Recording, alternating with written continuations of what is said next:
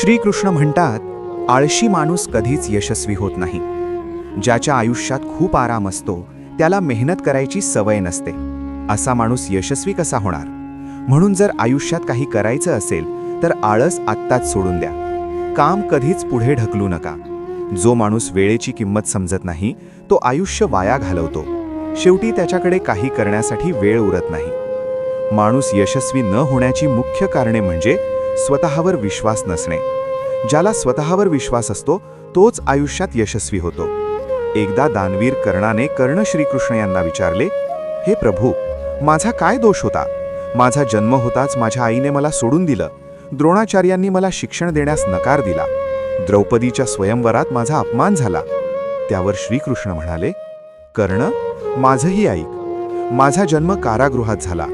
जन्मताच माझ्या मृत्यूची वाट पाहिली जात होती. मला माझ्या आई वडिलांपासून दूर व्हावं लागलं. मी गरीब कुटुंबात वाढलो. लहानपणापासून माझ्यावर हल्ले झाले. माझ्याकडे ना शिक्षण होतं, ना राजवाडा, ना मोठी सेना. तरीही मी संकटांना सामोरं गेलो. जीवनात किती वेळा अपमान होतो हे महत्त्वाचं नाही, तर त्या अपमानाला आपण कसा प्रतिसाद देतो हे महत्त्वाचं आहे. काम करणारे चुका करतात. निष्क्रिय लोक फक्त इतरांमध्ये दोष शोधतात.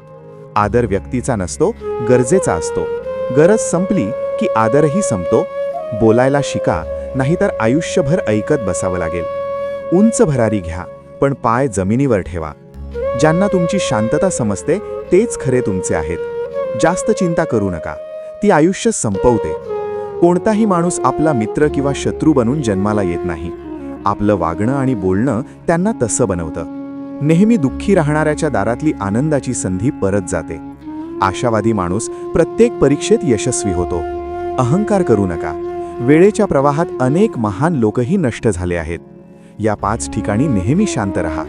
जिथे तुमच्या शब्दांना किंमत नाही, जिथे बोलल्याने पश्चाताप होईल, जिथे तुमच्या बोलण्याने कोणाला दुखेल, जेव्हा तुम्ही रागात असाल आणि जिथे कोणी तुमचं ऐकत नाही. जर दुसऱ्याचं दुःख पाहून तुम्हाला वेदना होत आहेत तर समजा देव तुमच्यात आहे. गरजा कधीच संपत नाहीत. आयुष्याची खरी लढाई इच्छांशी असते. खोटं जास्त काळ टिकत नाही. सत्य शेवटी जिंकतच. आज कोणाचं वर्तमान पाहून त्याच्या भविष्याचा अंदाज लावू नका, कारण वेळ कोळशाला हळूहळू हिऱ्यात बदलतो. जीवनात प्रत्येक संधीचा फायदा घ्या, पण कोणाच्या मजबुरीचा नाही. ज्यांना तुमच्या भावना समजत नाहीत त्यांच्यासाठी वेडे होणं म्हणजे प्रेम नाही, मूर्खपणा आहे. नातं टिकवायचं असेल तर समजूतदारपणा, संयम आणि सकारात्मक विचार आवश्यक आहेत. आज कठीण आहे, उद्या आणखी कठीण असेल, पण परवा नक्कीच सोन्यासारखा उजळ असेल. मेहनतीशिवाय नशीब बदलत नाही. जीवन खूप छोटा आहे, त्यामुळे स्वतःची स्वप्न पूर्ण करा. योग्य मार्गावर चालणं कठीण असतं, पण त्या मार्गावर कोणी तुम्हाला हरवू शकत नाही.